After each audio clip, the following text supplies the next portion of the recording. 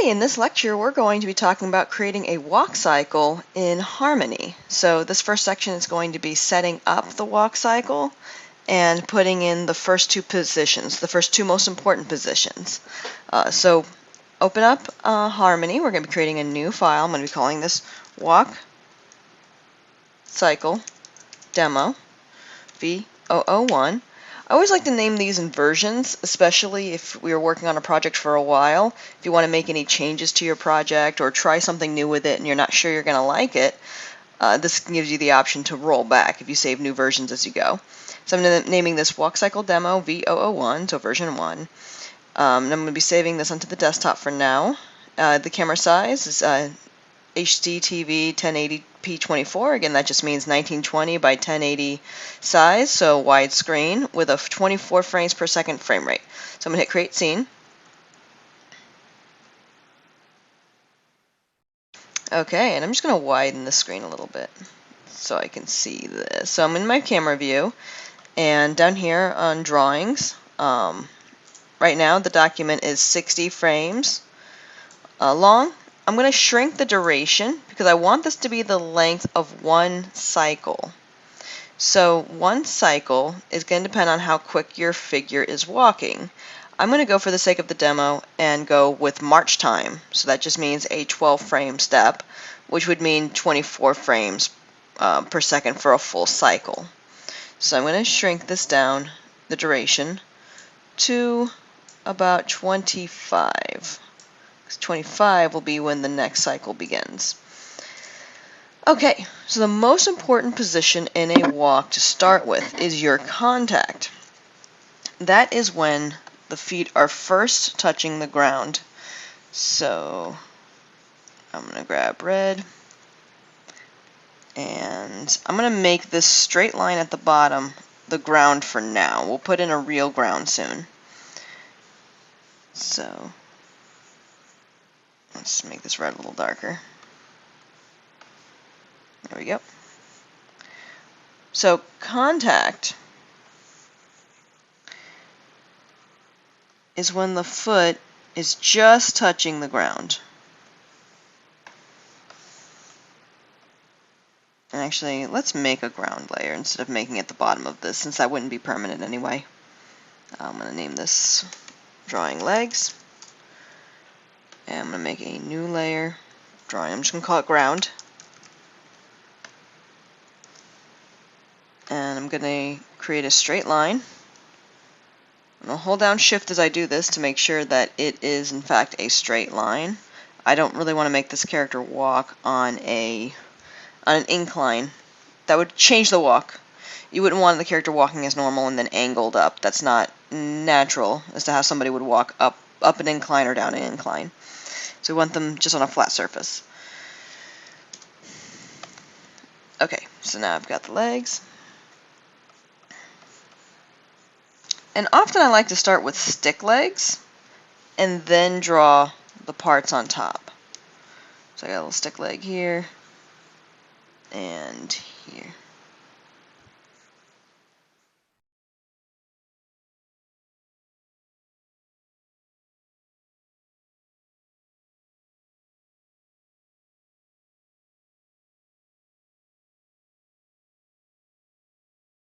The foot raise up a little bit. Now the weight on a contact should still be here. It should still be on the back leg. This leg should not be bearing weight. So we don't want something like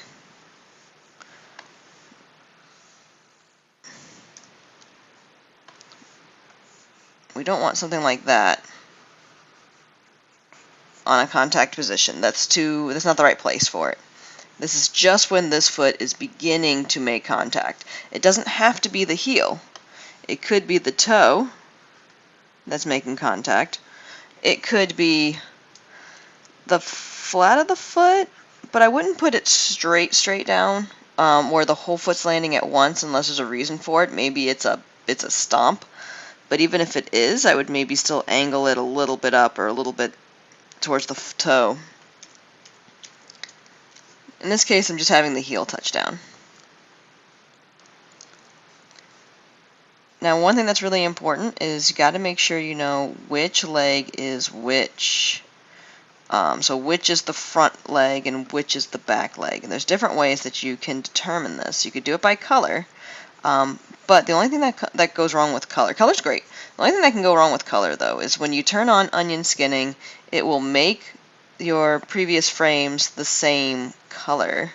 So that can get a little bit confusing. Another option is you could shade it. Shade whichever leg.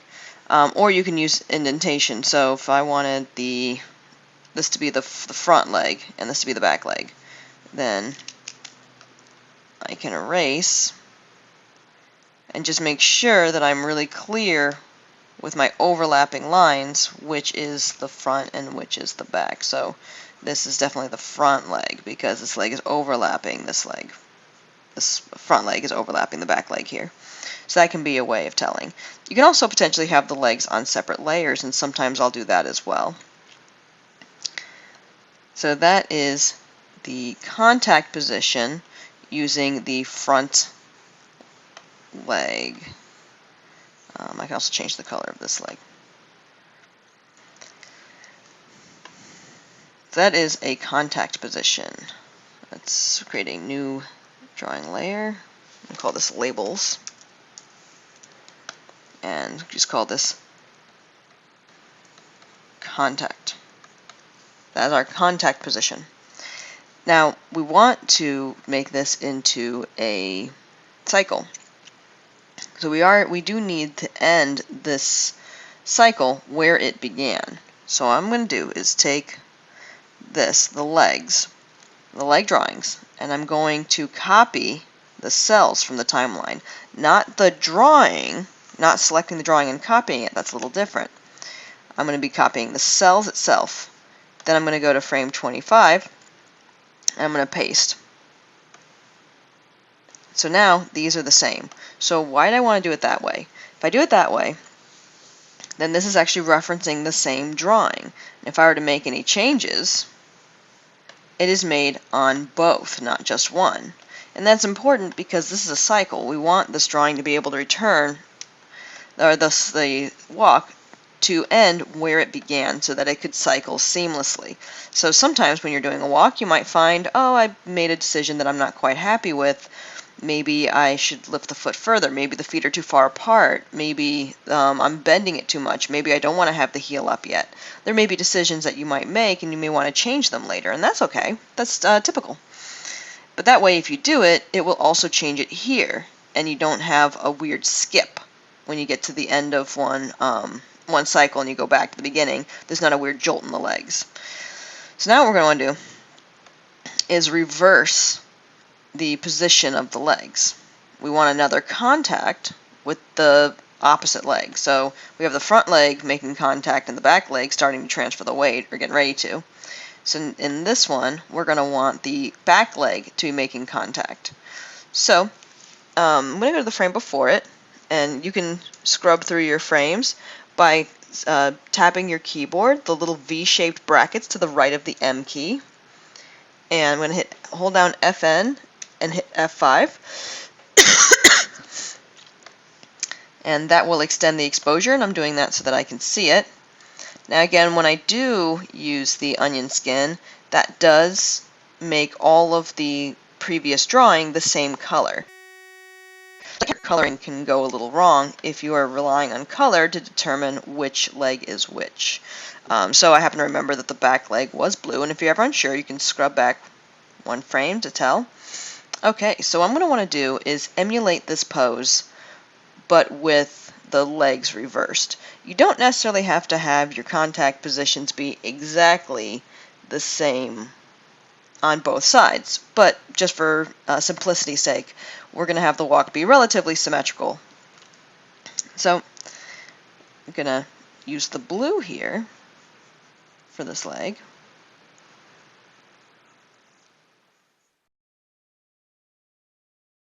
Okay, and I'm going to use the red for the other. I'm going to make a little bit of adjustments here because this is a different –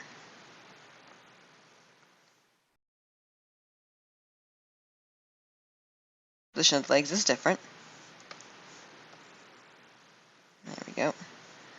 So now the legs have flipped. Again, make sure you have the which leg's in front and which leg is in the back clear, because if you don't, that's a really common mistake to have happen. I don't think I like the blue leg being that far forward in this case. So I think I'm going to adjust this a little bit.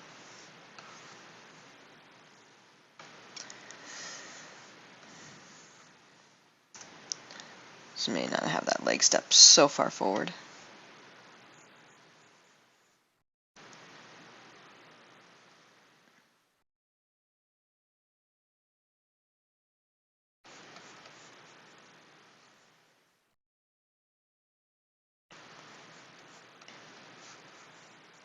And let's extend the ground plane. So I'm going to go to the ground layer, go to the last frame, and hold down Fn and hit F5 on the keyboard to extend.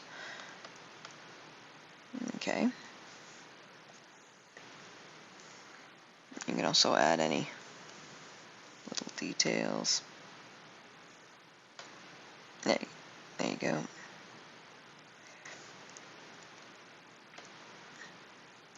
Okay, so now we have the contact positions. If we were to scrub through, it wouldn't really look very much like a walk yet, because as important as a contact position is, we're missing a very important pose that helps to make this read as a walk at all, and that is the passing position. Before I do that though, this foot is going through the floor. Let's adjust it.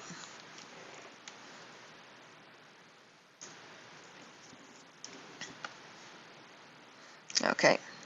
Now the passing position is in between, typically going to be in between the contacts. So I want a passing position here. Now your timing doesn't have to be as even as what I'm doing. This is just a typical march time walk. If your character, you may find that your character spends more time in passing and then comes down very quickly, or has a little bit of a change in speed during the walk. But right now, we're just going with a typical walk. So the red foot, the front leg, is going to be the weight-bearing leg in this passing position.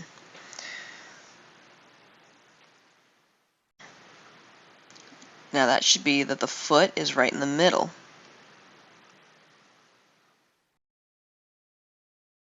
There we go. Now one thing we want to be careful of, we don't want the hip to be in the same place. Because keep in mind, this has been rotated. If we were to take that line and match it to the ankle and rotate, see how the hip is higher? The hip goes up to about here. You just want to keep that in mind. We don't want to have the leg or the hips stay at the same level. They're not typically going to stay at the same level. Depending on how your character's walking, usually the passing position is going to be higher than the contact, but again, that's not always the case. But typically, unless the knee was bent here, then it would usually be higher.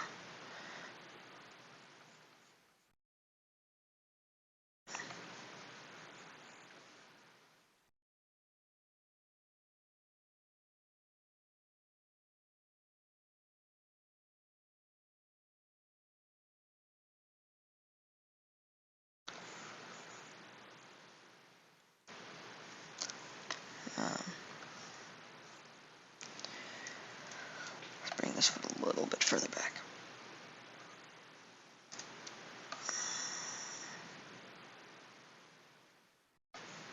Just so the leg's not so straight.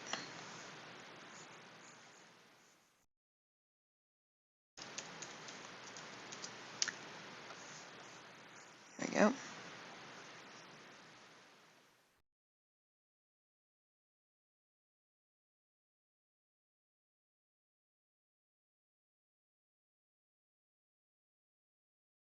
Okay. I'm just going to test this. Test this by moving the leg here and rotating it. Okay.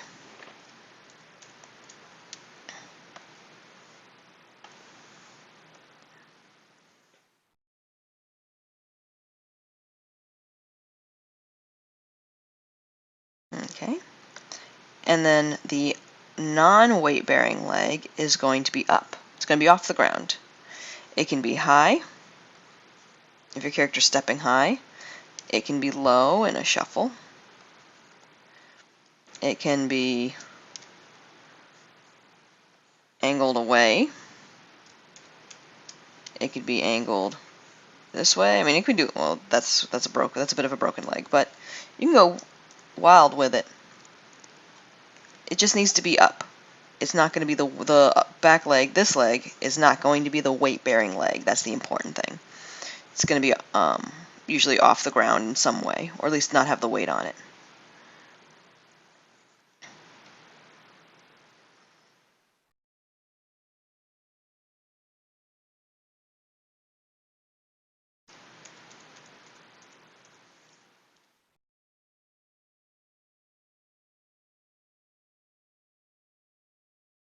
Okay, and again, we just got to make sure that we're keeping the length of the leg properly.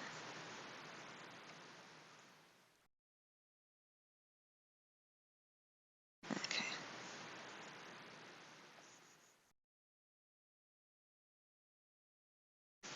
Not sure if that's quite enough negative space. Let's try it again.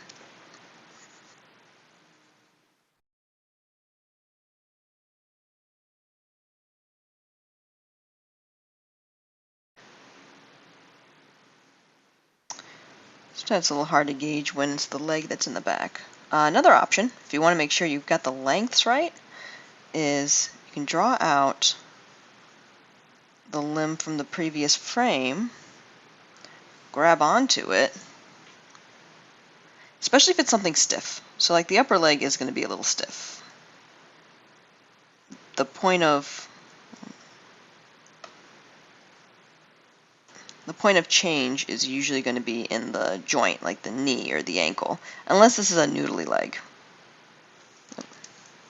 Let's bring this point up. Let's bring it in.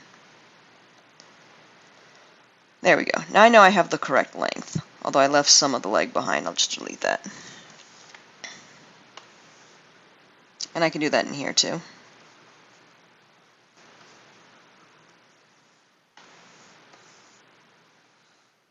Now if it's overlapping, that can be confusing, but we can also erase.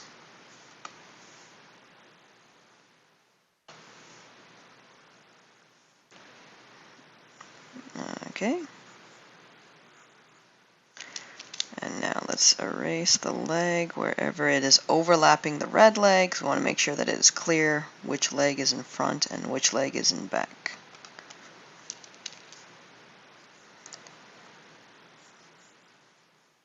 There we go. Now, for the next pose, 1, 2, 3, 4, 5, 1, 2, 3, 4, 5, good, 1, 2, 3, 4, 5, 1, 2, 3, 4, 5. Okay, good, our timing is correct. So this is going to be our other passing position. Now this is going to be a little harder to do. Well, no, it may not be too bad. Say, if you have trouble seeing the previous passing position, you can always copy and paste it onto a new layer. Doing just the onion skinning, it does bring in the contact position, so if that makes it harder to see, again, you can copy and paste the prior passing position into another layer above and below, so you don't have to look at these both at the same time. But it's not that serious. So it is the blue leg that is the weight-bearing leg now. And the blue leg is the back leg.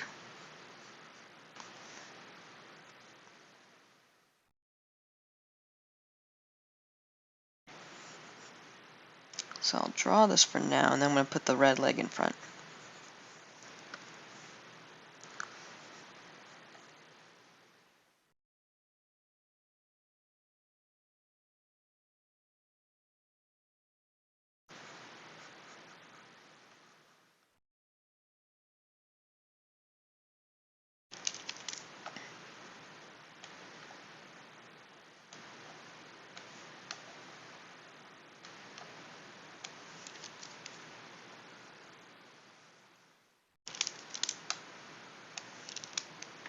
Okay, so now let's see how this looks. This will look very, very choppy, but it should start to look kind of like a walk, a really choppy walk, but a walk. So, oh, and let me label these others. So, contact, contact, and this is the passing, and this is also passing.